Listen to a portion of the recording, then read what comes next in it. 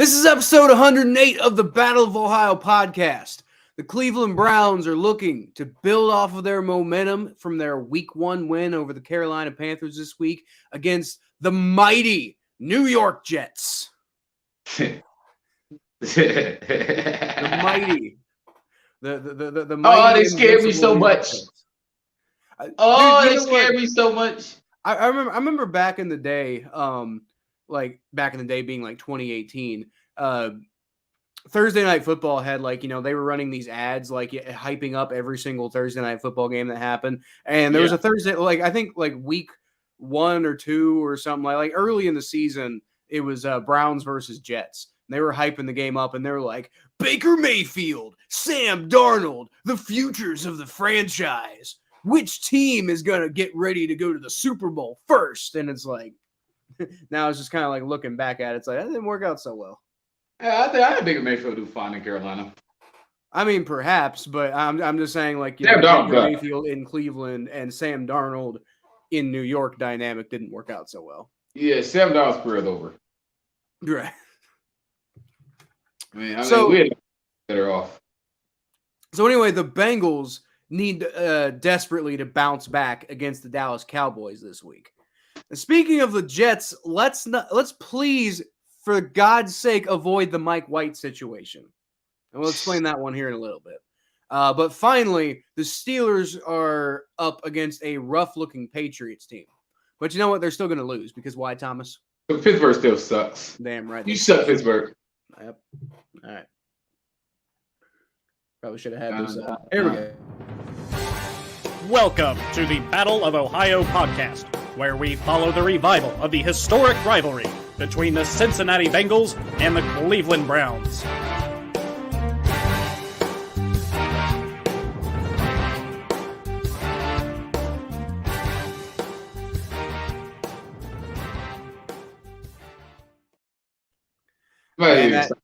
About this weekend because it's my first weekend downtown. Yeah. And I'm living downtown, so I could walk to the stadium. So I'm about to get loaded. Get it. I'm about to get loaded. They got 5 they played 5 baseball games this weekend.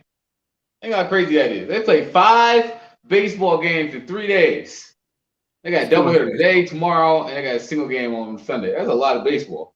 That's too much baseball. We don't need that much baseball. I like baseball. That's nice.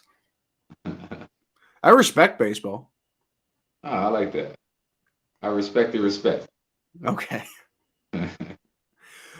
So I guess let's start, since we talked about the Browns first last time. Let's start by talking about these the Bengals and Cowboys. I think the key here is that with Dak Prescott out, and with the Cowboys just in the roster situation they're in, which is, man, they don't have much. They look rough against the Buccaneers, and I don't know if the Cowboys are going to be much of anything this year.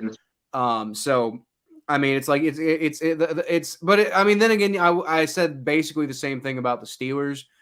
So, and then we lost to the Jets last year with Mike White. This year it's going to be the Dallas Cowboys and Cooper Rush. And man, we just we got to avoid, I don't want to call it the trap game because we just lost. So I don't think the Bengals are going to be overlooking any opponent right now. But man, we gotta be 1-1 after this week. If we're 0-2 after this week, I'm gonna start not feeling so good about this season. Okay, again, it's very popular in Cleveland. Very popular opinion in Cleveland is the Super Bowl hangover is going to happen to the Bengals. I still don't believe that's going to happen. I think if anybody's going to have a Super Bowl hangover, I think it's going to be LA, because LA, they caught lightning in a bottle, but they're getting old. Now I think their age is going to start to catch up with them, but that's not here or there. For the Bengals, though, on the other hand, having the Cowboys, that's the best. That's a good shot in the arm, because the Cowboys right now, they're becoming a joke of an organization. And, as a Browns fan, I recognize the fact one thing they try to do with the Browns organization is they were trying to, a big thing is, since Kevin Stefanski's been here, is getting rid of all the drama in the office. Look at all this drama in the office. Jerry Jones is all Jerry World and all this drama and all this BS. Ezekiel Elliott haven't been Ezekiel Elliott, since 1995. So like, so like we were, so like they're not. So their running back is lukewarm. Their quarterback just hurt himself. They traded their best receiver. They got no offensive line. Their defense is mediocre. Like Joe Burrow's gonna eat. Well, there is Micah Parsons though. Like, he's gonna eat. I think Micah Parsons might eat. That's the thing. Like now, I think it's quite possible that Micah Parsons and Joe Burrow could both have good games. Like I think Micah Parsons is going to get his in, but I think you're also right that's all they got on defense. It's like I think Micah Parsons is going to get his wins, especially because like I mean if he's going up against Jonah Williams, like last week Jonah Williams definitely showed some rough stuff, and I mean if he's going to be coming off that I guess the right side, if it's from the defense's perspective, Cordell Volson, he's going to have to step it up too. I mean, it's just it's going to be interesting going up against Micah Parsons this week. But I will say you are right, Thomas. There ain't too much else to speak of when it comes to that defense. So, I mean, it's really just like just go get it done, man. Like, I mean, you might have to get the ball out faster than you were last week. And I know that's not Joe Burrow's favorite thing on the planet. I know Joe Burrow likes to like extend the play and kind of do crazy stuff. But like, I mean, maybe getting the ball out a little faster this week might be a better idea. Yeah, and also I don't really think that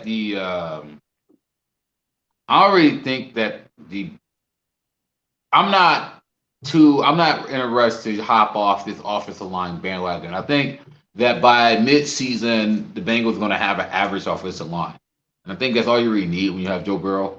For sure. Once this line clicks, it'll be fine. Yeah. I don't know if it's going to happen.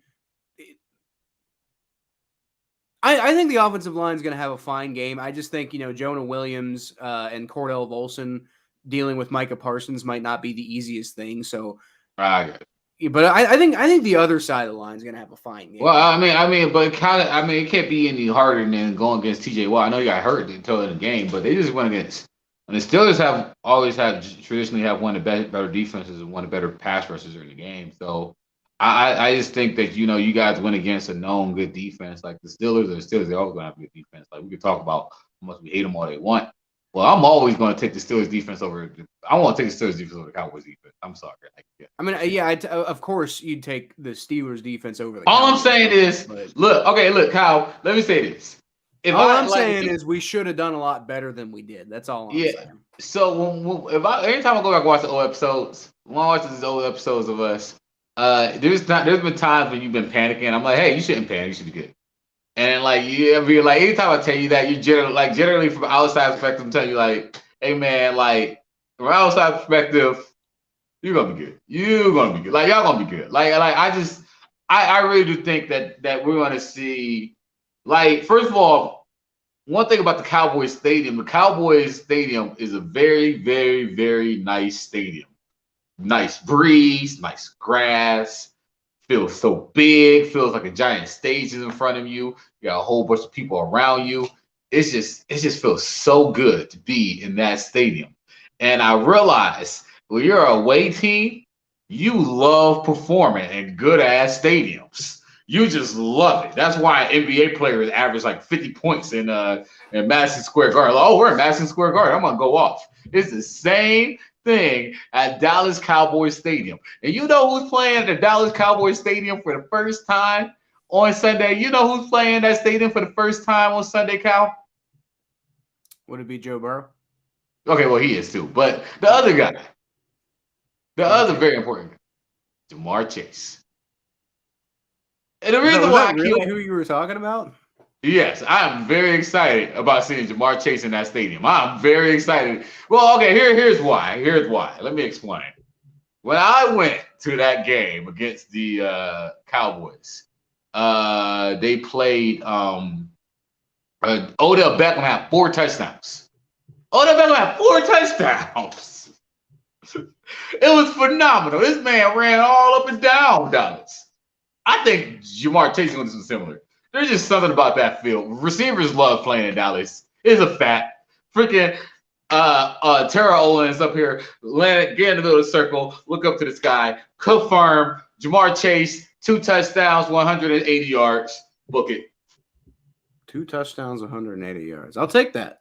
Jamar Chase about to go off. But by the way, I want to pick at you a little bit. Like I don't know how much I panic. Like, I mean, if you're talking about like the early episodes of the Battle of Ohio podcast, you got to remember Joe Burrow just got his leg destroyed. Like, okay, I remember that. If I panic a little bit over that, like, I think I'm totally allowed in that. Dude, we talk about panicking. Thank God we didn't freaking do the podcast all summer. Thank God, because I'm telling you, I'll be canceled. I'll be canceled right now. I'm actually kind of upset that we missed, because like this would be like if there was ever an off season. No, I don't want to talk about it. The Battle of Ohio podcast, it would have been this off season. It would have been easy for you, Kyle. It would have been fun for you. Great for me. For you, you don't understand. Like we didn't cover this, but let me tell you this: that Watson thing literally divided and polarized the entire city of Cleveland in ways you wouldn't understand. Man, did it. Anyway, but back to these Bengals, though. I really do think Jamar Chase is going to have a really good game. And I just think that the Cowboys fans are like really mad at Jerry Jones right now. So, I mean, like a lot of times, you know, these home games, it'll probably be better if Dallas was playing away, because like now Dallas got to have a lot of pressure coming home. And like being a Cavs fan, I remember when the Cavs would have like a whole bunch of drama with the franchise. They struggled at home because they came out home and everything was about them. And that could be overwhelming for players a lot of times, especially considering the fact that they just lost their quarterback, their owner is being questioned and scrutinized in the media, their coach is being scrutinized as a coach. They don't put Prescott on the they didn't put him on the IL, the DL, because why? Why didn't they put him on the DL or the injured reserve list? Yeah, the IR.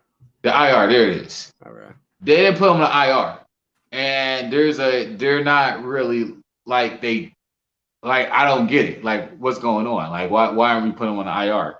And apparently they just, some people think that it's for ticket sales, but you're gonna waste a roster spot for somebody who needs surgery or who got surgery. You know, I mean, like, it's just, I don't know. I honestly have no idea. Like, all I know is like there was some information from an orthopedic surgeon about his hand injury, and I mean, beyond that, it's kind of hard to tell. All I know is the Bengals got to go up against Cooper Rush this week, which sounds like, oh, you guys got it in the bag because you're going up against the backup quarterback. But let me tell you something about backup quarterbacks in the Cincinnati Bengals. It does not work out in our favor. I'm telling you, man. Like Mike White was not the first time that happened. Yeah. I mean, let's talk about what was that guy's name? Tom Savage of the Houston Texans beat us. There was God, it's been so long now, but like those Andy Dalton Bengals used to get just like wrecked by backup quarterbacks for no reason. For no reason. It was awful.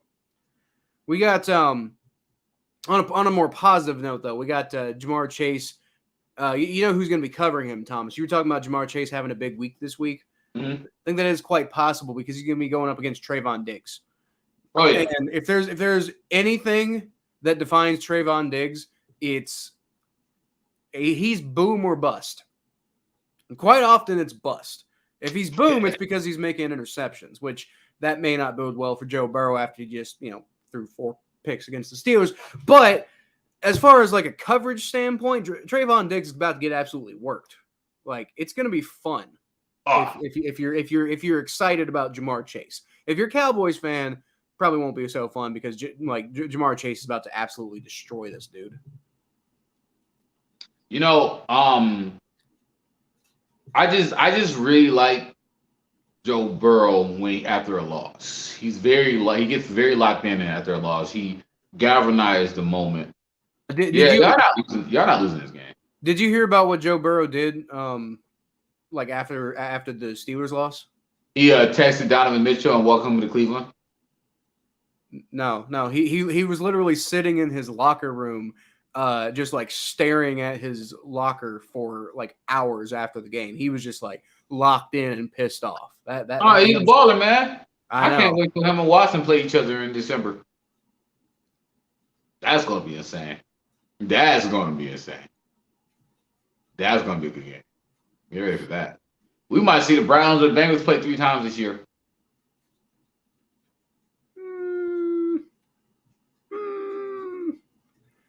I mean, for your sake, I hope you're right, Thomas. I just I still have my doubts about the Jacoby Brissett led Cleveland Browns, and I don't think Deshaun Watson's going to be good enough that y'all are going to go 6-0. Let's just get through these first 4 games. Let's just get through the first 4 games. That's all I'm like these first 4.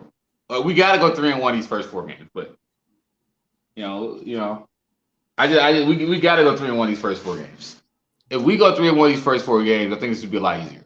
Well, let's talk about the second game then against the New York Jets. Now, I mean, it shouldn't be like if y'all beat like the highly motivated Baker Mayfield Carolina Panthers, especially with the way that game went, it's like you'd think you'd be able to beat the Jets too, right? But I mean, I'm telling you from personal experience, like this Jets team may not be very good, but they are scrappy.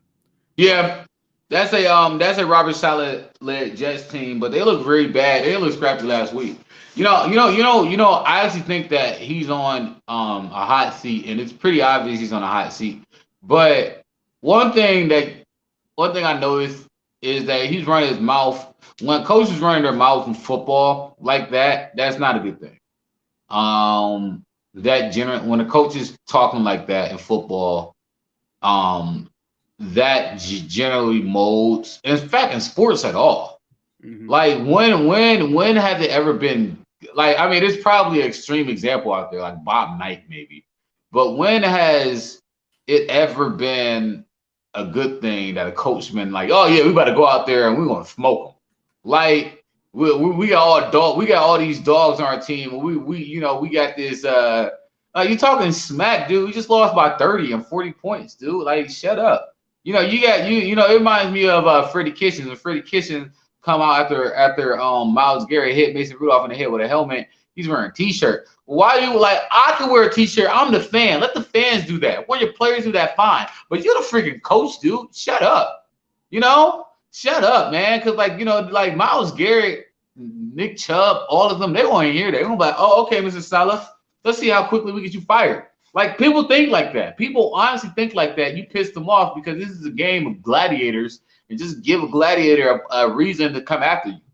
So, what I'm thinking, or how I feel about this game against the Jets, and I agree with you, they are scrappy. There are some scrappy parts of this team. That team did allow the 3rd or 4th fewest rushing yards or rushes last week, but granted, the Baltimore Ravens were passing all over them, and they in Baltimore don't really have any running backs outside Lamar Jackson right now because J.K. Dobbins is hurt still. So I don't really think that that's a good comparison, but I just don't think that. I think they could be scrappy. I think Joe Flacco gives them points. I think it'll be close first half, but I just think as long as Jacoby Brissett don't make any mistakes, I think they should be pretty comfortable this game.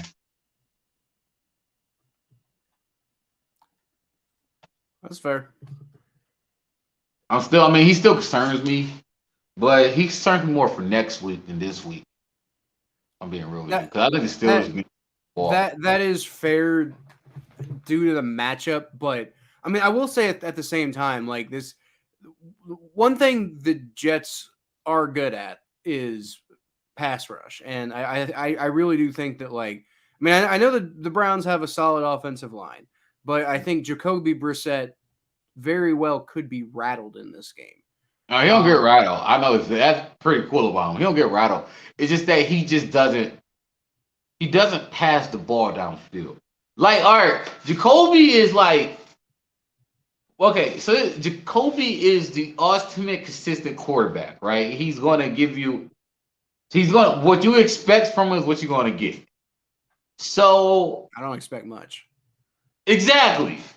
But he won't do what you won't expect. So, all I expect from Jacoby Brissett is not to turn over the ball and make nice, quick, easy, consistent 4 and 5 yard throws. That is damn lot. But that's what he does. And when you have Nick Chubb and Kareem Hunt and all the playmakers on this team, that's pretty much all you need right now. Just give me that. Just give me that. Just give me that. We're going against the Jets. We're going against the Jets. Now, I don't think the Jets are smart enough to exploit it. I think the Steelers are. Get to that soon. That's why I'm kind of hoping I kind of want to see Josh Dobbs. Kind of want to see what he get, honestly. Not yet, though. But I just think Jacoby's going to go out there. He's going to play consistent. They're playing at home, too. So there's a lot of things going his way. Yeah.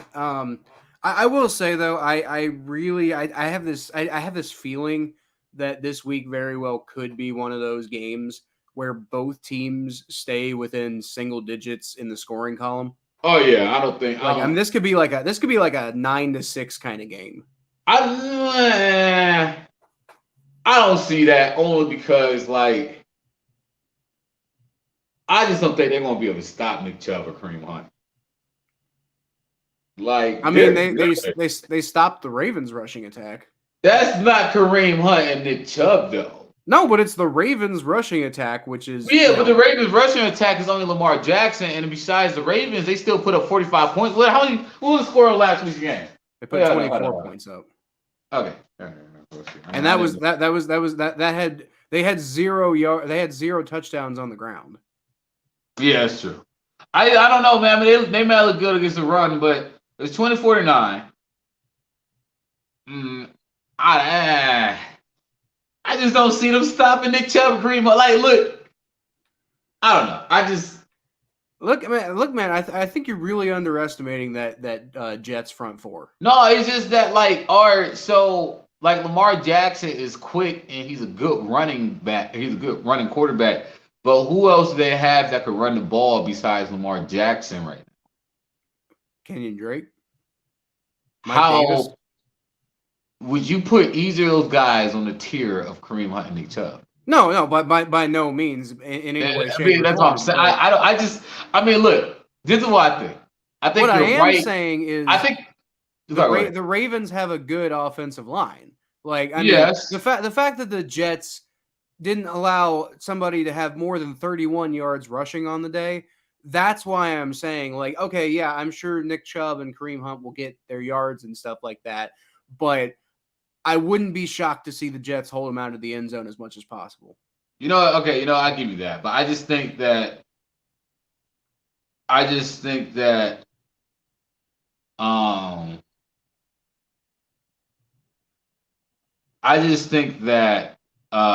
the Ravens, I think that they're going to slow them down, but I don't think you can stop them.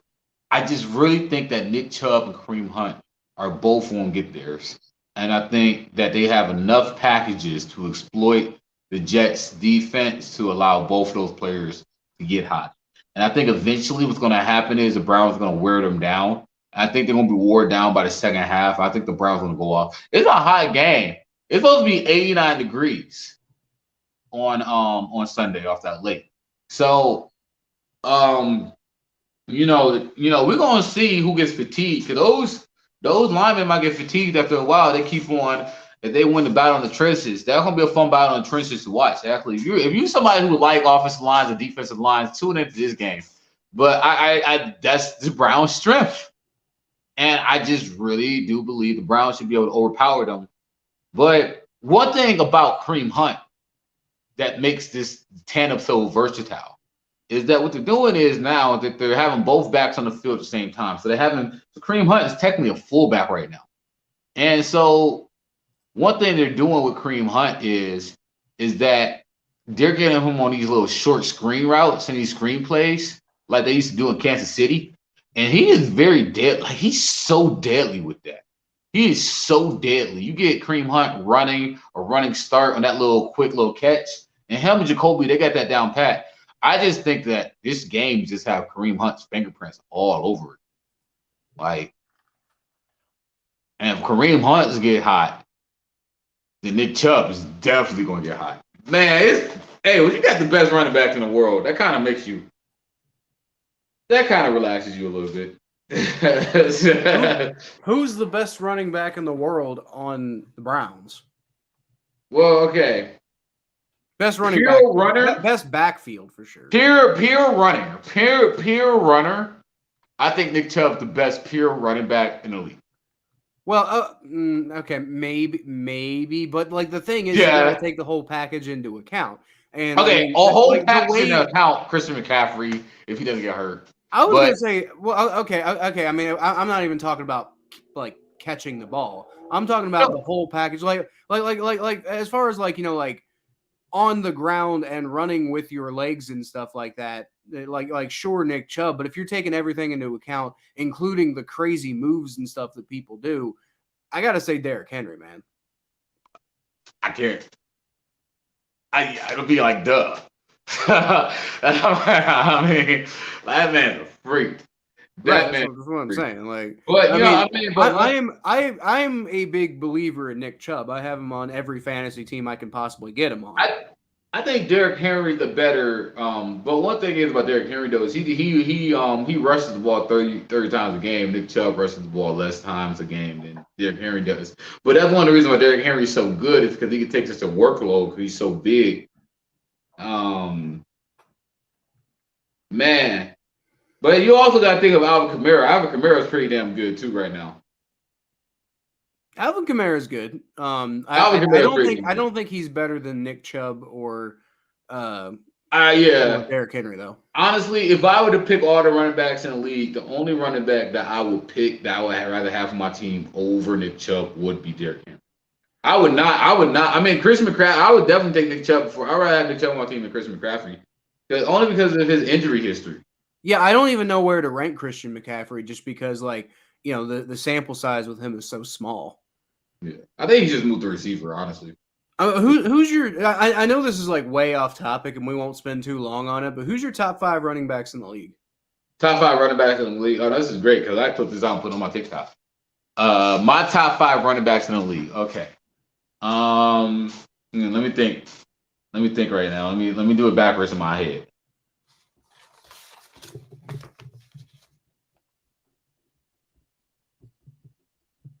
All right. Number 5, I want to go Christian McCaffrey. I got to put Christian McCaffrey on my list.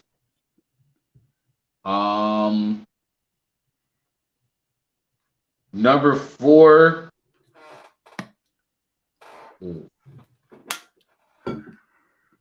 Number 4, I'm going to go Alvin Kamara. Number 3, I'm going to go. You know what? Okay, you know what? Look, I know I just said this. Number 3, I'm going to go Derrick Henry.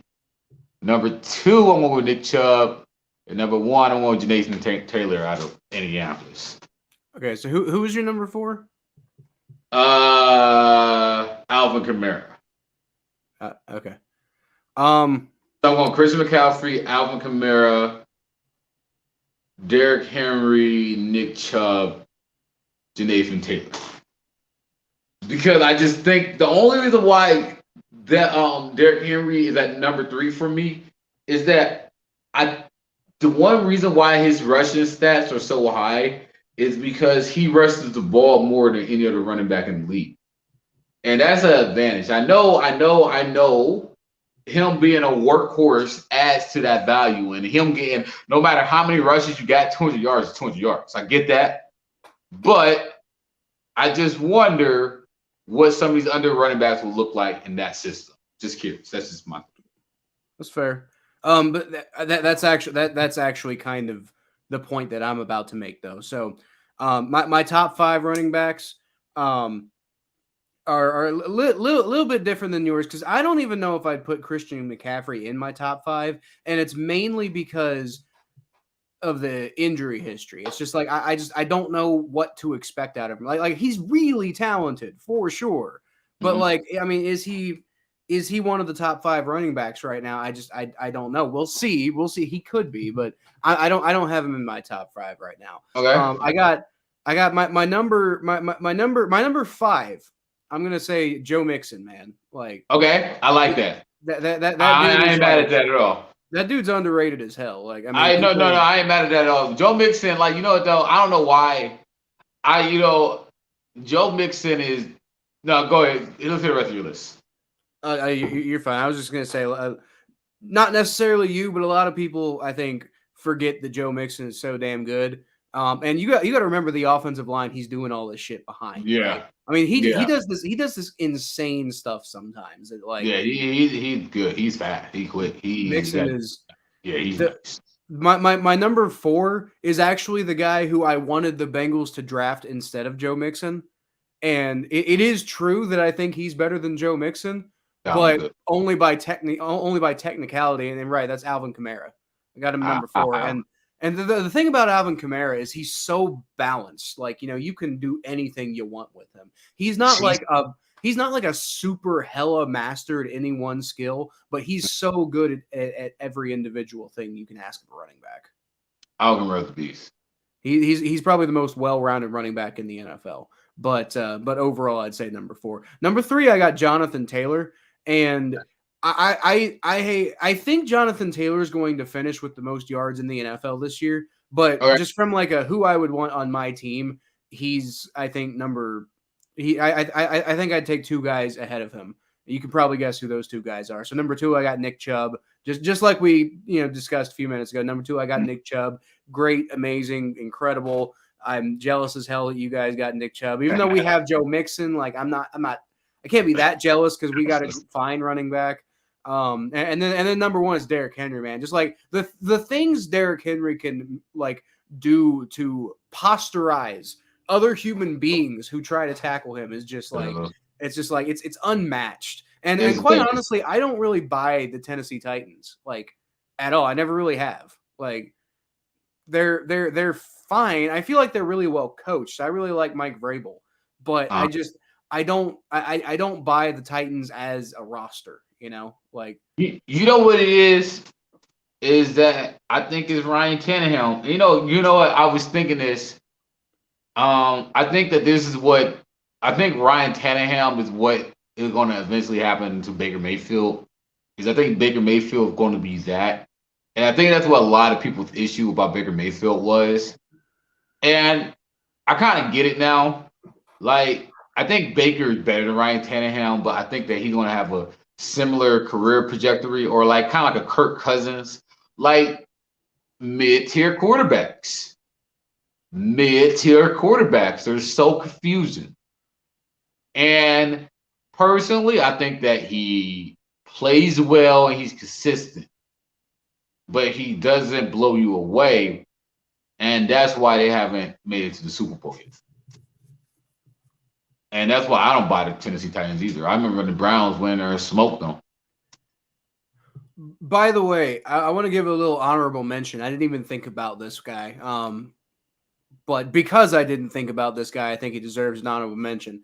And I feel a little disgusting to say it, but Najee Harris deserves an honorable mention. I thought you were going to say, man, come on, man. No, and here's why. Because I was just talking about Joe Mixon and his offensive line. Look at the Steelers' offensive line, dude. Look what Najee Harris manages to do on that offense. Like, he should have no chance, and he makes stuff happen. So, I mean, I got to give at least a bit of a shout-out to Najee Harris for, making it work on the Steelers, which is a tough job. I thought you hyped me up. I thought you were going to say,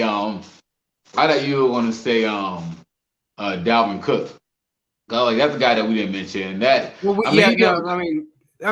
There's some really good running backs out there. Dalvin Cook definitely deserves some consideration. Okay, look. Henry, I go back and forth with Henry though, because I don't know, because I think the problem is Henry is the Titans' whole team. So that loses points for me because I think his stats are inflated because he is the Titans' whole team. But at the same time, Derrick Henry is the Titans' whole Yeah, team. that's kind of my point. Like He he's like the that's my whole LeBron point. It's James like of running backs. I feel like if he had a better quarterback, he would have a Super Bowl right now. Like, man, like you can imagine Patrick Mahomes with Derrick Henry. But like, I think even if they had Baker Mayfield, like, man, I mean, I guess they got that better quarterback. Is the other guy starting yet, or is it still Ryan Tannehill? I believe Ryan Tannehill is starting. Malik Willis, they're talking about getting him in there. Like he had a really good preseason, but I think it is Ryan Tannehill still starting. All right, that's cool. That's probably smart. But I think they're optimistic about Malik Willis though. Yeah, I think that it's time to get rid of Ryan Tannehill because the Titans are digressing. They haven't really done anything to build their roster up. So yeah. Guys, Nick Chubb looked so good last week. I just don't know how. Dude, I just don't know how the Jets are gonna stop that. Nick Chubb. The reason why Nick Chubb is so high on my list for me. The reason why Nick Chubb and Janae Taylor are so high on my list because you're a homer. is because their advanced stats are crazy. What was it like? The two most missed tackle or most tackle breaks of week one were by Nick Chubb and Janae Taylor, and they were just like way above the pack.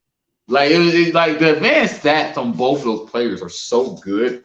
I the only running back. Man, I don't know. Derrick Henry's up there, but I still don't think I'll take him over Nick Chubb. Only because Nick Chubb's younger. I'd take Derrick Henry over. I don't think he's the best running back of all time or anything like that, but I think Derrick Henry's there's not a lot of running backs all time I would take over Derrick Henry. That dude's I agree with you. He's wasted in Tennessee. Dude, I don't want to see. I don't want to really sound like I'm Derrick Henry bashing. That's not what I'm doing here. I am not Derrick Henry bashing here. Look. Derrick Henry, I think you're freaking awesome. I literally won a lot of fantasy games a couple years ago because I believed in you before anybody else believed in you. I was like, hey, Derrick Henry, take a shot at this guy.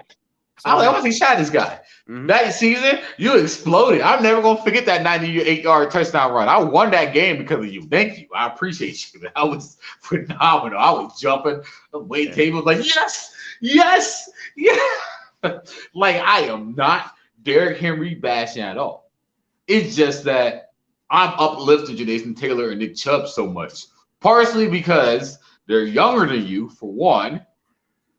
I'm just thinking long term, for one. I always favor young people, which is my potential over. But also, I just like their advanced stats. And I think that both of them are in line for a very special season. I think it's going to be fun watching those two running backs. Going back to the Jets, I don't see the Jets stopping Nick Chubb, honestly. I'm just I do. He's good. He's good, but that Jets defensive line, maybe I'm biased and not biased, but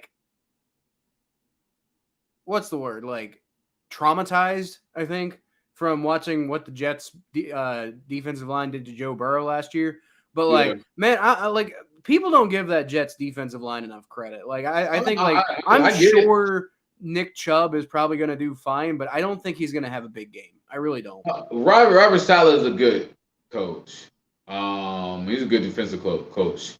Oh, you're just smack talking him earlier. Yeah, no, he's a good defensive coach. Is what I meant. Yeah. He's not a good coach. He's a good defensive coach. Yeah, I do think he's running his mouth too much. I think that the offense should be able to wear. I think that Nick Chubb's going to have a better second half than first half because I think they got to wear down the defense. Yeah. Pretty much so good. I got the highlights on right now on the last game. I'm just looking at this right now. Yeah. Yeah, they're going. Yeah, they're going. But Flacco is going to give away the game. But let's get into these predictions and stuff. I'm anxious. We probably ought to do the predictions, and we don't need to do a whole nother live stream since we're live streaming this now. But let's go ahead and I think let's go ahead and bring up the week 2 predictions. Let me actually I haven't even been to this old. Well, let's see, playoffpredictors.com. Oh, it's been so long since we did this. I'm about to post a live stream on Twitter. Okay. Why not? I'm gonna say, hey, we got a live stream, motherfuckers. That's the first time I cussed all day. I'm proud of myself. Yeah. Well, I mean, we got a live stream, but I mean, we're over halfway through the live stream, so. Yeah, but I mean, still, we're gonna invite people. Come watch my live stream, motherfuckers. The second time I cuss. So to be clear, while we're waiting for Thomas to do that, because I got these things up now. But to be clear, me and Thomas did both predict the Thursday night game correctly. By the way, we both picked the Chiefs. We did that on the last episode, so that's already taken care of. But we're both 2-0 on the year right now because we did forget to do every single prediction last week except for the Thursday night game. So we're both 2-0. No separation on that. But I think this is where some separation will happen because I can't imagine we're going to predict all the games the same. Who knows? I don't know, but all right. So first game then, I think let's start with the Indianapolis Colts heading to Jacksonville to take on the Jaguars. Give me the Colts.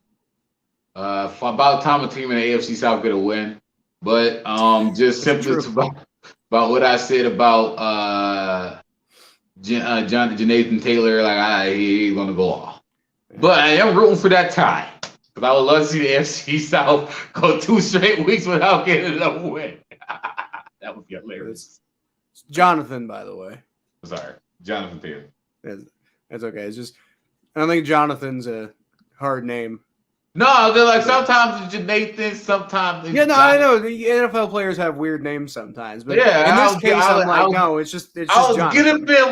I was giving the benefit of the doubt that he got some hood in him, Okay, that's fair. Like, no, I'm not Jonathan. I'm from the hood. My name's Nathan, bro. So, like, I mean, here's the thing. Like, don't repeat that joke. I'm a Matt Ryan believer, Mm-hmm. so like, I kind of want to take the Colts, but I kind of believe in the Jaguars and the direction they're going post Urban Meyer. Sure. Like the Doug Peterson Jaguars. I kind of believe in that. Yeah, Meyer. And I mean, it's really tough, man. Like, I mean, honestly, like neither of those teams really showed me a whole lot last week. Like, I mean, the Colts tying the Texans, like, I don't know, that makes me feel weird. But I don't know. It's in Jacksonville, so I think I'm gonna go with the Jaguars on this one. Okay. So, you never know. You never know. I mean, Trevor Lawrence can always shock somebody. I mean, I don't think it'd be that much of a shock because I think we're all still kind of just waiting for like biding our time for like when is Trevor Lawrence going to break out? Because I think we all kind of expect it to happen eventually. Yeah, maybe he might be a bust. I don't think he's. I think if Trevor Lawrence is a bust, it's because Jacksonville ruins him. Like that's the only way I think Trevor Lawrence ends up being a bust. But he doesn't have he doesn't have a bust mentality, right? Like I mean, you never know. He's got the right attitude. You never know. I mean, I guess you never know. You never know, man. You never know. All right. So Texans heading to Denver to play Russell Wilson's Broncos. Oh, man.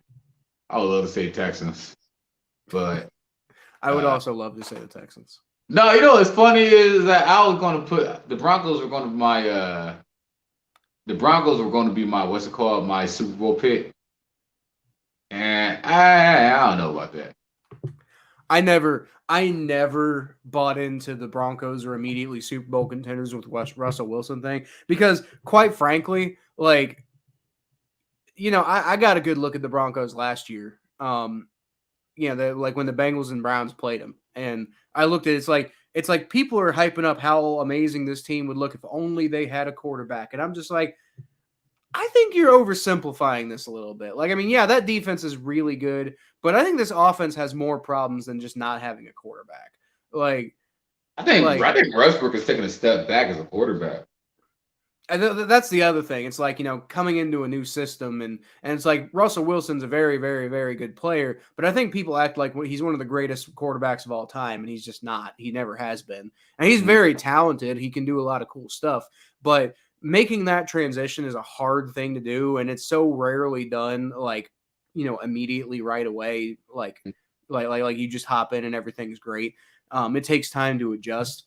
So I never really believed in the Broncos. Maybe next year might work out next year. I never really believed in the Broncos to be like an immediate contender this year, though. You know what? I'm still gonna go with the Broncos this game. Mm-hmm. Yeah. But I mean, I won't lie though. That quarterback for what's his name? Patty Mills? No, what's Davis his name? Mills. David Mills. David Mills. Yeah, I mean, like I watched him play last year. I was like, he actually didn't play that bad, and he was like, oh, Thomas is David Mills. Like, no, he actually didn't look that bad when I seen him. Like, he was moving the ball down the field. No, yeah, that's. And they came out to what 20-3 start against the Colts. I mean, is that the game that tied? Something like that. Yeah, that was Indy and Houston was the game that tied. I don't 100% remember how that one went though. Yeah. So because I know I'm looking at my screen right now because Texas is up 20-3. So how do you blow and that? And they blew the lead. It sounds like a Matt Ryan thing. I don't know. I didn't put the game boy. I didn't put that game boy to see how they did that. But I mean, so David Mills, like he looks good. Apparently, I mean, he looks good enough to go up 20-3. So I mean, obviously they got some points, but I'm still gonna take the Broncos. Give me the Broncos. Yeah, no, I agree. I think that the Texans. I think the Texans are getting a little better, but they're still kind of a mess.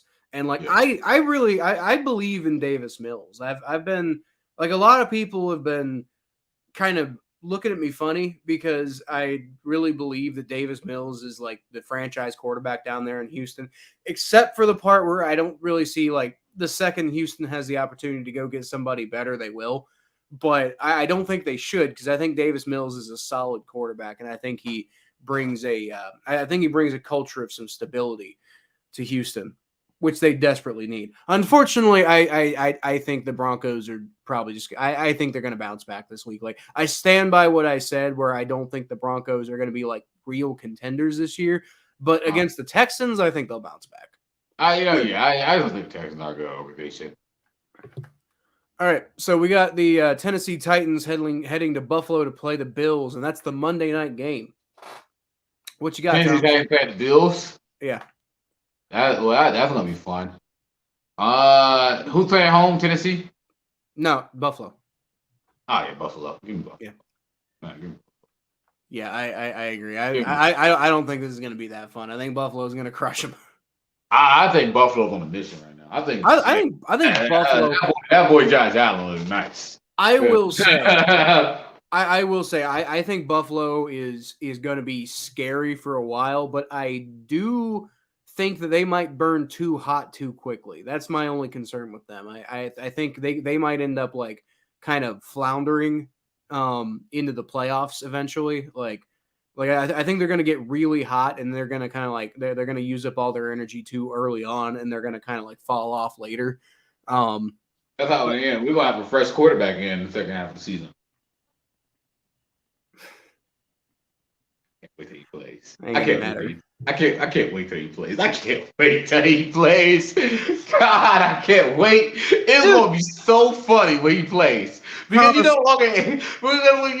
he plays, people are gonna remember how good he is. They're like, all right, yeah, this guy. Thomas, I'm not trying to rain on your parade or burst your bubble, but I just talked about Russell Wilson and his transition to the Broncos. I fully expect the same thing with Deshaun Watson.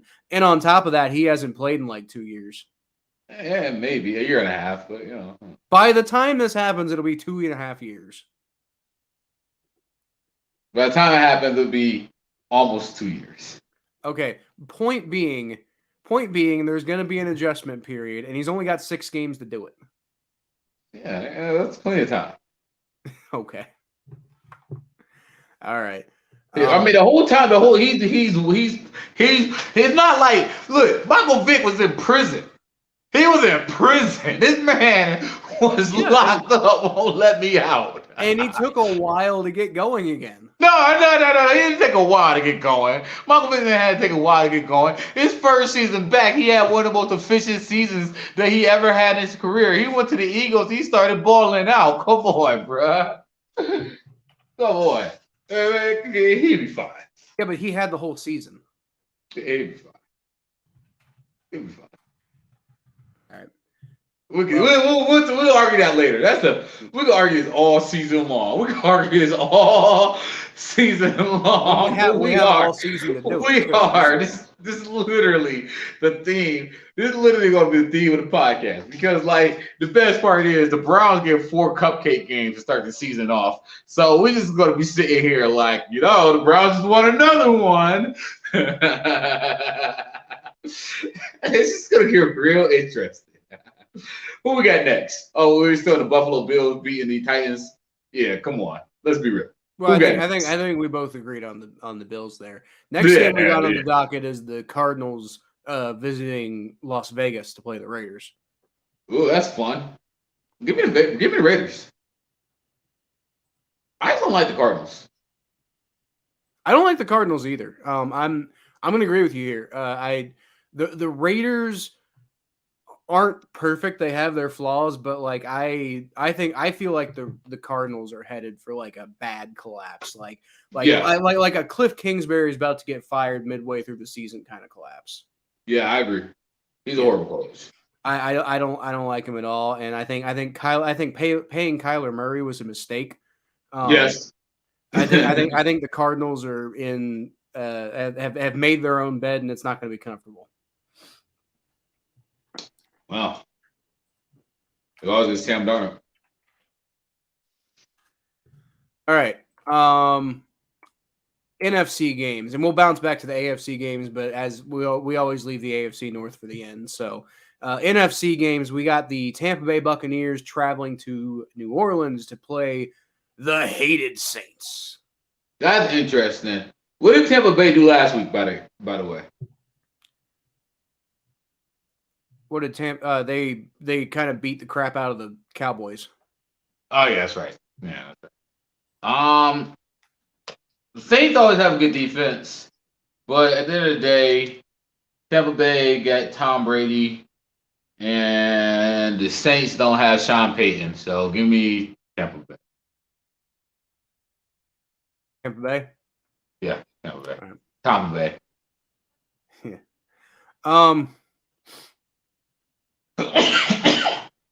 I thought that was the cost. I'm trying to remember how the Saints did last week. The Saints beat the Falcons. They were losing and they came back. Okay, yeah. That doesn't bode well. 17 points. I'm gonna have to go with the Buccaneers on this one too. That doesn't bode well going up against the Bucs, which the Bucs seem like they're firing on all cylinders right now. It is week 1. You never know, but Dude, the Falcons are up 23-7. And they lost. That's dangerously close to the magic number. Why did they do this? Why do they do this? Like, why do they do this? Like somebody explain to me why. I almost rooted for it. I'm like, oh, the Falcons got another lead.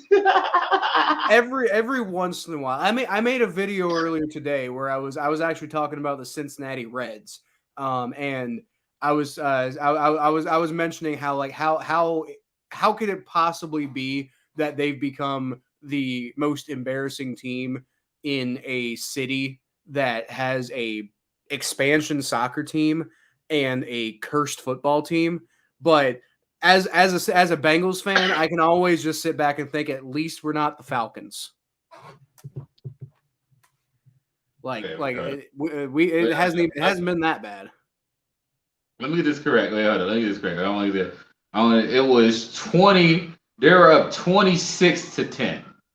That was the lead they had. Okay. They were up 26-10. That's still bad. That's a 16-point lead. They were up 26-10. They should be watching in the fourth quarter. That was their lead at 12 minutes and 30 seconds in the fourth quarter. They ought to be watching for it at this point. They got to be thinking every time they have a big lead. They got to be thinking like, oh my God, we got to really dig in and make sure that we don't lose this because this is what we do. The Falcons are like, all right. So the Falcons is like a guy who every single girlfriend he dates cheats on him. Like, what are you doing that every single girl that you date cheat on you? Like, oh, dude, I think I love this one. I'm up on this girl, 28-3. Like this girl is perfect for me. Don't ever say I'm up on this girl 28-3. That's gonna lead to bad things. Okay. So and she cheats on him. I'm sorry. All right. It's hilarious. Why am I coughing so much? All right. So we got the Carolina Panthers traveling to New Jersey to play the Giants. Mm-hmm. Carolina. Okay. I'm sorry. Can you repeat that? Carolina playing against the Giants. Carolina against in New Jersey. I want to go with the Panthers. I needed that. I'm sorry. I was suffocating in my house. Need to open my window. Okay. All right. I want to go with the Giants. Only because I'm sorry. The Panthers. I want to go with the Panthers. Only because I know the Giants look good. Saquon Barkley looked good last week, really. That Saquon Barkley looked really nice.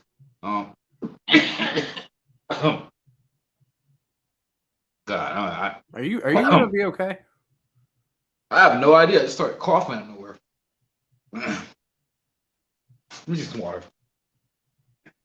Okay, all right. Well, so while we're waiting for him, I'll go ahead and give my thoughts on the game. I agree with the Panthers, just because I do not believe in the Giants. I know they had a good week last week, but Saquon Barkley, that was a great game, but it's kind of a fluke for his career. It hasn't really been a big thing for him. I am a known Daniel Jones hater. So I can't get behind Daniel Jones. I just can't do it. Don't like him. I got him on one of my fantasy teams. I feel like an asshole. Yeah, that's how much I don't like Daniel Jones. So I think the Panthers looked like. I mean, they clearly have some issues. I think I'm kind of out on Matt Rule at this point, but I think the Giants have a bunch of issues too. So it's just really going to be like whose issues are worse right now. And I think the Giants, even though they won, I don't think the Giants are going to win again. I think the Panthers are going to pull this one out. Yeah. Sorry, I don't know why I just got a chronic coughs. Oh, you're fine. Give me the Panthers, man, because like I said, Baker Mayfield, I think he's gonna bounce back.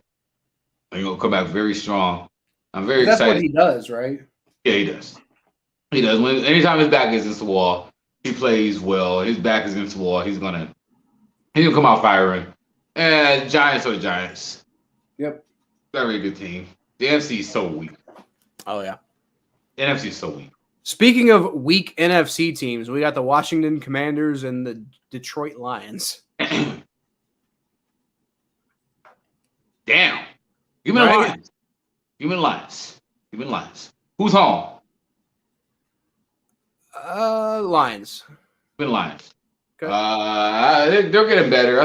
Jared Goff is not a bad quarterback. He's all right. Yeah, he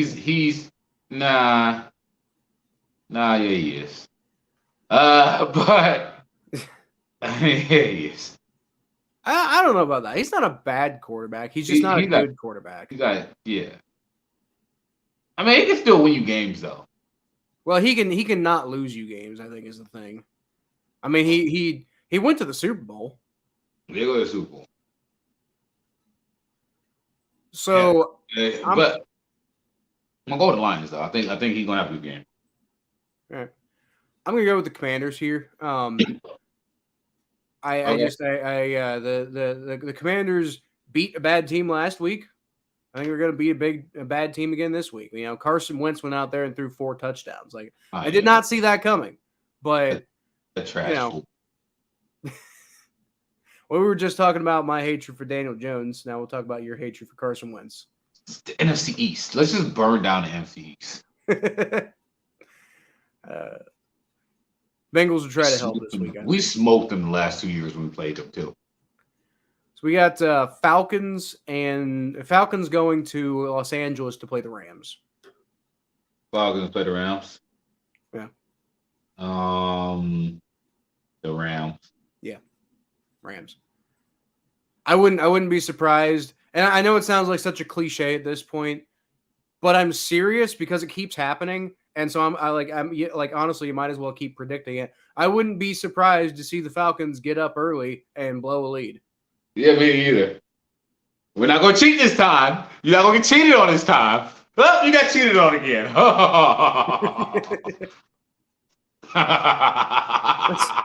That's so stupid. That's such a stupid way to put it.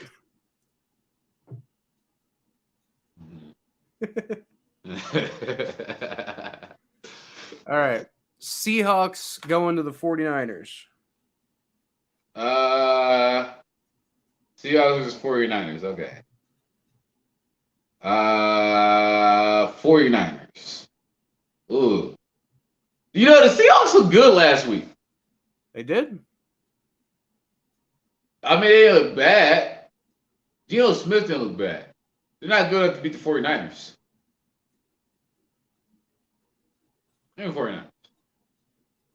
You taking the 49ers? Nah. Actually, no. You know what? No, you know, you're right. You're right. I'm changing my pick. Give me the Seahawks. Yep. Me too. I am on the Geno Smith bandwagon right now. Like, I don't think he's going to be like this forever, but I think he is like on a high right now, and he's going to be on that for a while. Not to mention, like, as good as Geno Smith looked last week, Trey Lance looked that bad. Yeah. The 49ers scored all of 10 points last week against the Bears. So yeah. I'm not feeling the 49ers right now. Kind of feeling the Seahawks. Like, I mean, I know I just said I don't buy into the Russell Wilson Broncos this year, but at the same time, that still is a talented team, and the Seahawks are not supposed to be a good team, and they found a way to win that game, and for a little while, it looked like they were going to decisively win that game, and then they had to like barely win the game, but still, the point is, I think the Seahawks showed us some fight that I don't think a lot of us knew they had.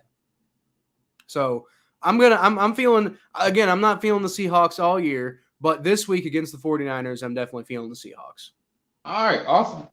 All right, so we got Bears going to Lambeau to play the Packers. Bears versus Packers? Yep. Packers. You know what, though? I don't feel confident about that either, but I'm going to go with the Packers. Yeah. Only because of Aaron Rodgers. Literally, that's it.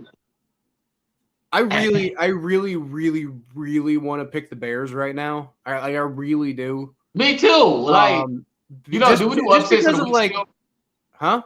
Do upsets of the week still? Oh yeah, we could do upset of the week. I mean, if you want to call it.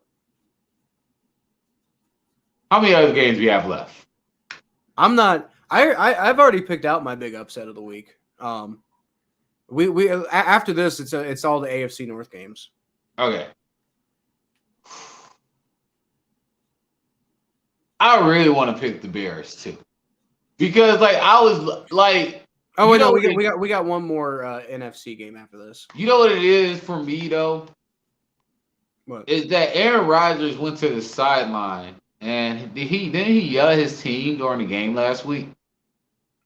I don't recall. That sounds like an Aaron Rodgers thing to do, but I don't. Like, what's up, dude? But I want to stick with the Packers. Though. I still gotta go with the Packers. I just don't see the Packers losing that game. Yeah, it'd be. I don't see them losing twice in a row. As much as I fundamentally want to pick the Bears, but then I remember that Mitch Trubisky is not on the Bears anymore, and I can't do it. I mean, it doesn't feel as bad, but I don't think the coaching's there. But he's not Mitch Trubisky though. Yeah, Mitch Trubisky just beat y'all. Only threw 180 yards. Yeah, we don't even talk about that. Let's He's about to beat y'all too. see. Somebody actually, on that note, somebody on Twitter asked, as Bengals fans, who should we be rooting for next week? And honestly, it's really difficult. Like my heart says root for the Browns because fuck the Steelers, right? Like, no, if you should be rooting for the Steelers. Yeah, you want the Browns. You want the Browns to get little wins as possible before week 13. Yeah, that was pretty much my thought process. Like, as much as I hate it, I think I have to root for the Steelers just because, like, the Steelers are going to collapse. Like, the Steelers are not going to have a good season, regardless of what happens early in the year. So, like, if the Steelers win that game, it's fine because they'll collapse. The Browns, I'd rather them not be going into the Watson return with momentum, personally. Because that I don't necessarily think it's going to happen, but that I do think could potentially be how Deshaun Watson has like a big, if the Browns are going into that with momentum, I think that could actually be how Deshaun Watson like steps in and does really well. Oh yeah. All right, so last non-AFC North game, we got the Vikings and the Eagles in Philadelphia. Vikings and the Eagles. Mm-hmm. Well, that's fun. What did the Eagles do last week? The Eagles win. Got up the Vikings. The Vikings look good. Vikings look good. Eagles look pretty good too, although their defense didn't look so good. It's the Vikings though. The Vikings. Okay. Yeah, I don't want Vikings. I think I'm gonna go with the Vikings too. I think the Vikings are a better team than the Eagles, quite frankly. Like after watching what happened to the Eagles in the playoffs last year, I just have this bad taste in my mouth when it comes to the Eagles. Mm-hmm. So yeah, I'll take the Vikings. They barely beat the Lions. So. By the way, speaking of the Eagles, I looked this up, and I was right about Michael Vick, by the way. His first year back was 2009, not 2010. 2010 was that big year he had. But 2009 was his first year back, and he basically spent the whole year on the bench behind Donovan McNabb. Yeah, he did. So I just want to point that out. That is true. Michael Vick proves my point. But the very next year, he had that phenomenal season, though. Well, yes, and that's what I was saying about Watson. Like, if he has like a drama-free offseason and really focuses on football and everything, Deshaun Watson could be a problem next year. I just don't think it's going to be an issue this year. But every day, the only thing he's doing is working with his quarterback coach. He knows everything. He spent the whole offseason learning the offense. That's what the offseason program was. I'm sure Michael Vick busted his ass in the first year back too. Russell Wilson, I'm sure, busted his ass this offseason. But it takes some time to adjust. Like, you have to get in the game. You have to actually play with the guys, not just study it in theory. I give him 2 weeks to warm up. I give him like a week and a half to warm up. Well, that's fine, but then you only have 4 games left in the season. Yeah, that's and then you got playoffs, baby. Yeah, y'all ain't making the playoffs. Like, I'm not even trying to be a hater. I genuinely don't think the Browns are making the playoffs this year. It's about to be a fun season.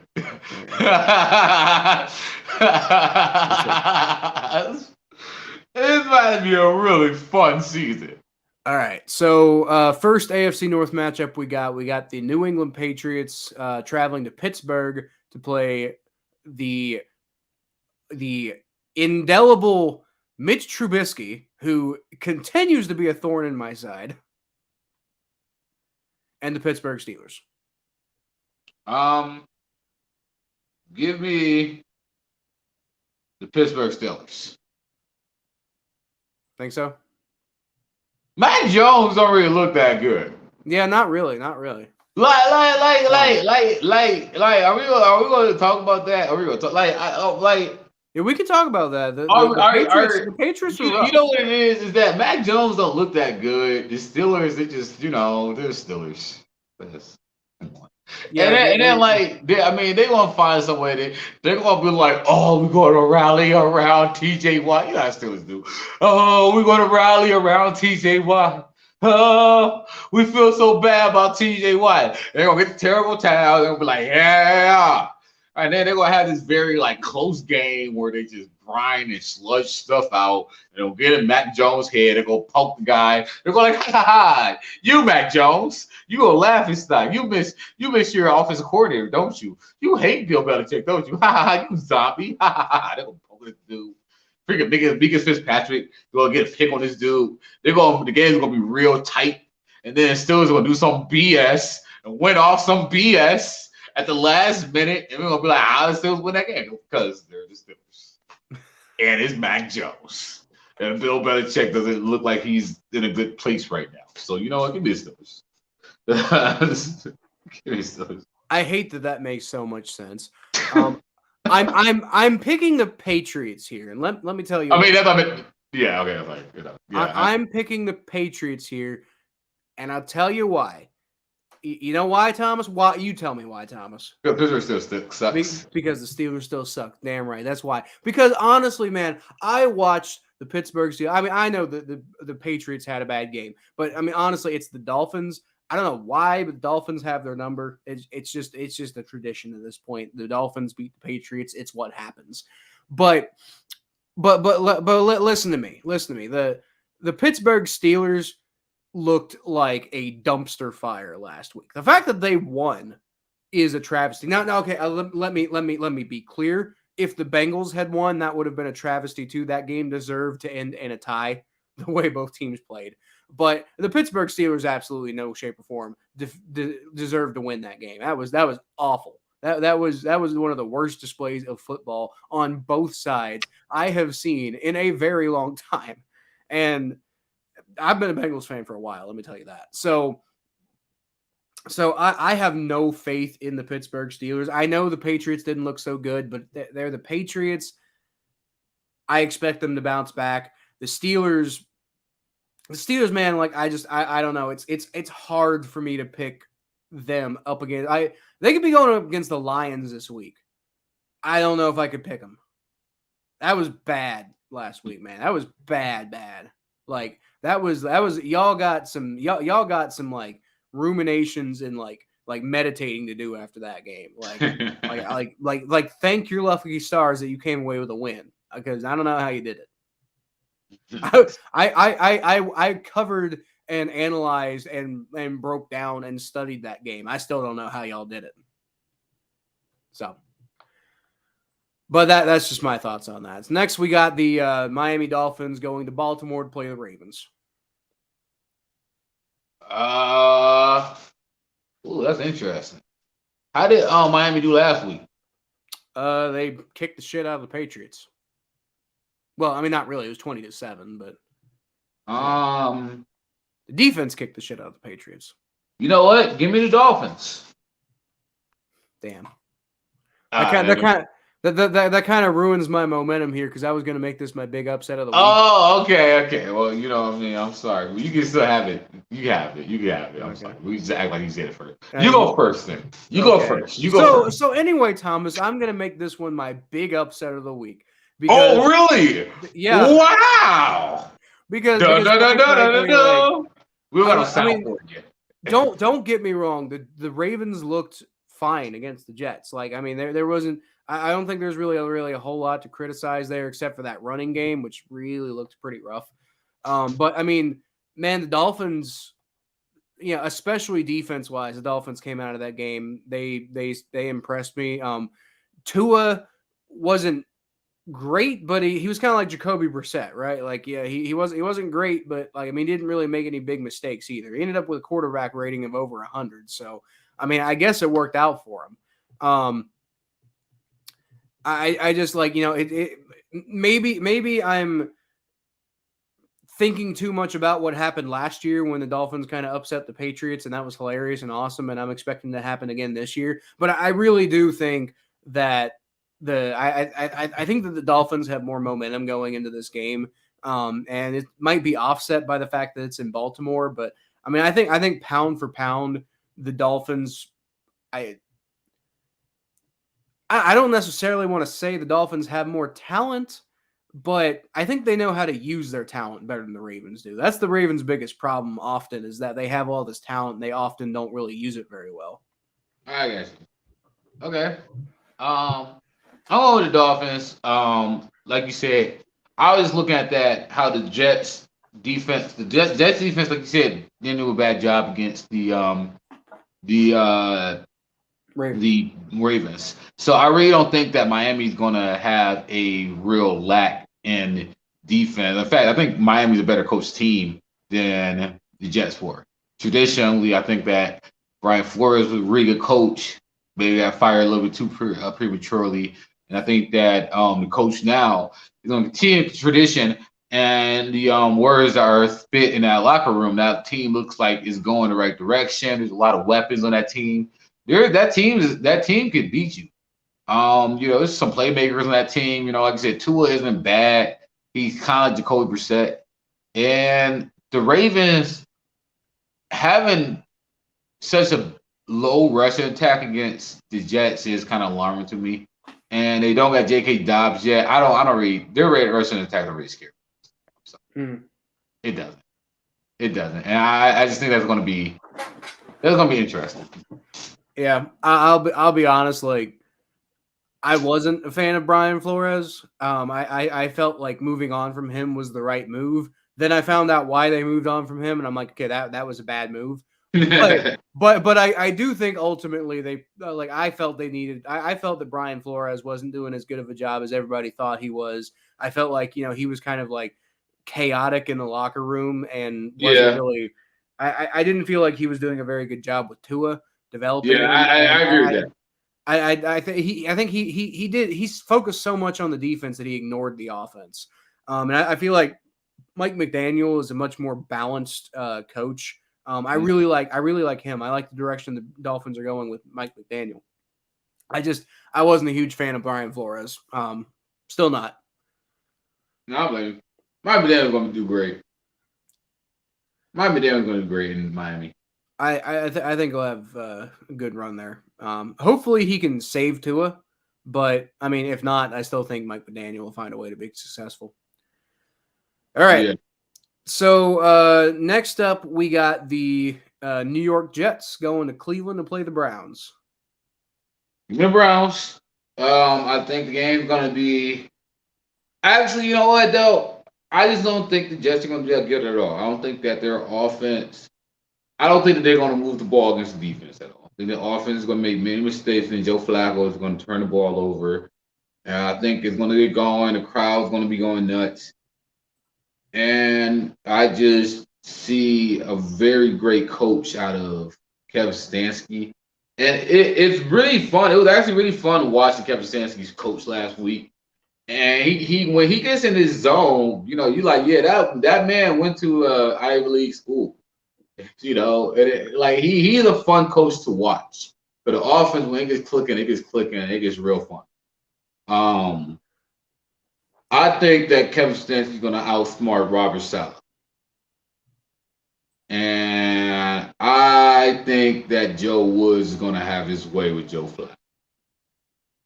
And I think that Janavion Clowney and Myles Garrett are going to have so much fun tomorrow or Sunday. Yeah, give me the Browns. Give me the Browns. I'm pumped for Sunday. I'm so happy I got tickets. I'm really kind of like rolling back and forth on this one, like because I honestly I really think that Jets defensive line is gonna create a little bit more havoc than I think you think they will. I don't like Jacoby Brissett.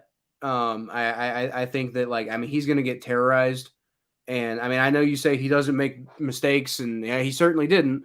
But I think it's going to be a lot harder to not make mistakes against the Jets, especially with the way Sauce Gardner's playing. That's the thing. Like I think that Jets defense has a good chance to be really underrated this year. I just at the same time it's the Jets, and I mean, like, despite some problems, the Browns really do have a good team together. But I'm gonna go with the Jets here, because I think people are really kind of sleeping on what the Jets can be, if they kind of put it together, and I really like Robert Saleh as a coach. I mean, I know he said some dumb stuff, but that's not like you compared him to Freddie Kitchens earlier. The difference is Freddie Kitchens was always saying stupid shit. This is not a common theme for Robert Saleh. I think he just kind of like got caught with some inexperience on the podium. But that's not how he normally is. Normally he's a pretty like, laid back kind of guy. I don't think he's a bad coach. I don't think he's a horrible coach. I think he's a bad coach. I don't think he's a horrible coach. I don't think that he should be a coach. Listen. I don't think he's as bad as Freddie Kitchens, because that guy was the worst coach of all time. I don't know if he was the worst coach of all time, but he definitely he definitely made a case for it. Come on, man, all that talent. I mean, yeah, but I mean, like, and I promise I'm not trying to hate here, but I am trying to be honest. Like, Thomas, it's the Browns, especially the Browns in that period of time. Like, I don't think it was going to take much. Like, yeah, Freddie Kitchens came out of that, like doing it really badly. But I think you would have had to have a really good coach to come in with that team and like not have drama pop up.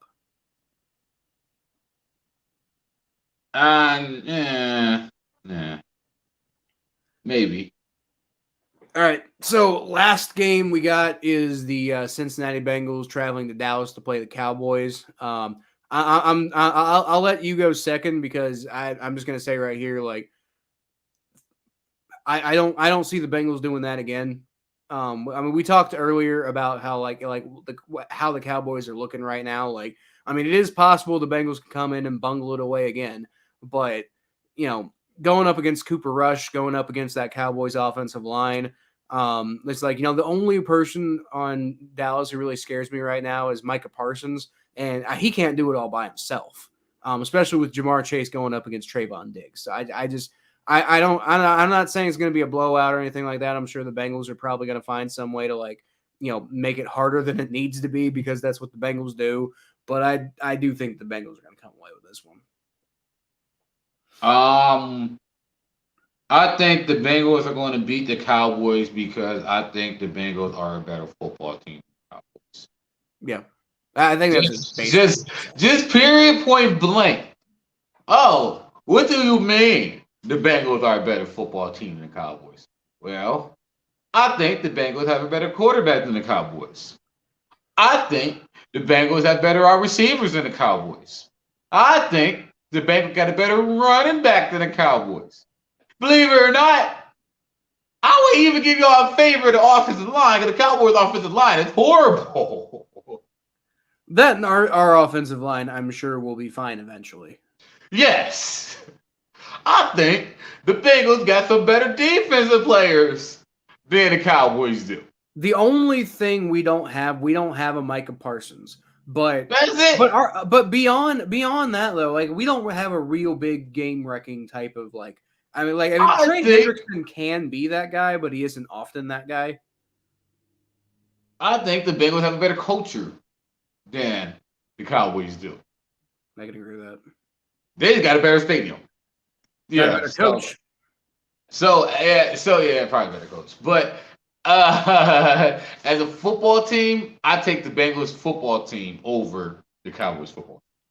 Yeah, I really don't see any advantages here for the Cowboys, like, at all. Like again, the one is whoever Micah Parsons is going up against, and the fact of the matter is, if you can find a game plan to like limit him at all, then there's really nothing the Cowboys are going to do.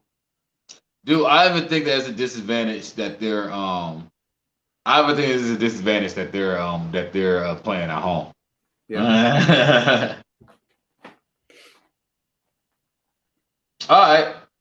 Yep. I can't believe you think the Browns are going to lose to the Jets. Man, it's not so much like a disbelief in the Browns as it is, I think. It's a little bit of a disbelief in Jacoby Brissett. No, it's cool. Nobody believes in us right now. People think we're just going to fall off the face of the earth. So, we're going to have fun this season. I mean, I don't entirely disagree. Like, Yeah, like you almost lost to the Panthers, so man, the Panthers aren't good. Baker Mayfield going to look good this year. Yeah, Baker Mayfield might be fine, but the Panthers are awful. Like Matt Rule's another guy who I think might be fired mid-season.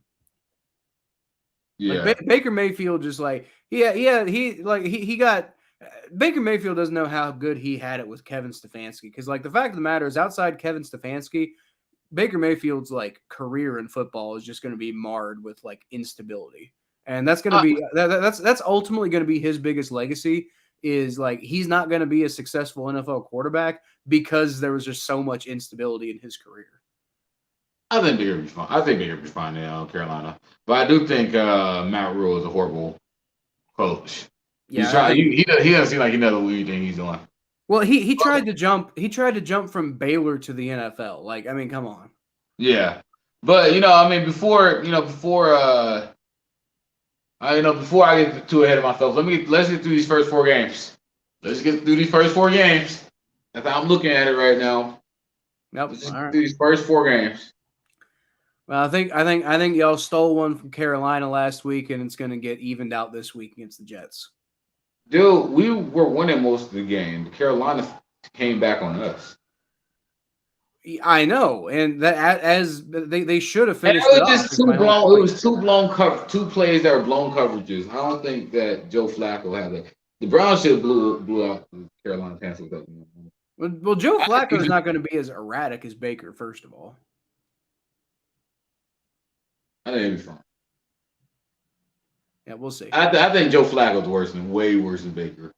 Like, way worse. He's not as talented as Baker by any means. I just think he's more consistent. He holds the form down better. He can throw some picks. Do what? He can throw some picks. The only thing Joe Flacco has is a big arm. That's it. I got a big arm. I'm Joe Flacco. Well, he's also I think got better football IQ than Baker. Does he? Yeah. Does he? I think he does, yes. Yeah, we're going to see. Okay. We're going to see. Well, you got a lot of football IQ with Myles Garrett up in his face. Right. Totally did not, I think, intend for this to take an hour and a half, by the way. Like me and Thomas were talking beforehand. He's got to work in the morning. And so he was like, let's not take a long time. And now we're an hour and a half in. So that wasn't entirely intentional. But anyway, guys, I think that's pretty much a good place for us to stop. So yeah, that's pretty much it. Thanks for listening to the Battle of Ohio podcast. You can always make sure to catch us on Spotify and Apple Podcasts. Subscribe on YouTube. Make sure to follow me on Kyle Phelps on YouTube. I got my own Bengals only channel, and sometimes I post NFL stuff. And right now, I'm kind of trying to get back into the swing of things because I have some things going on. But I am posting. Thomas, you can find him at T_star94 on Twitter and Instagram, and the Thomas J Network on YouTube and TikTok. Which those are both really good follows. Yep. Just came out with a music video today. Yeah. So get fire. The reviews are in. And they are up. Oh, there you go. Go check that out. I retweeted it. So if you check out my YouTube or if you check out my Twitter, you'll find it too. So. All right, so that's pretty much all I got for this one. But I'll leave y'all as always with a Who Dey. Go Browns. All right, I'm going to bed. I'm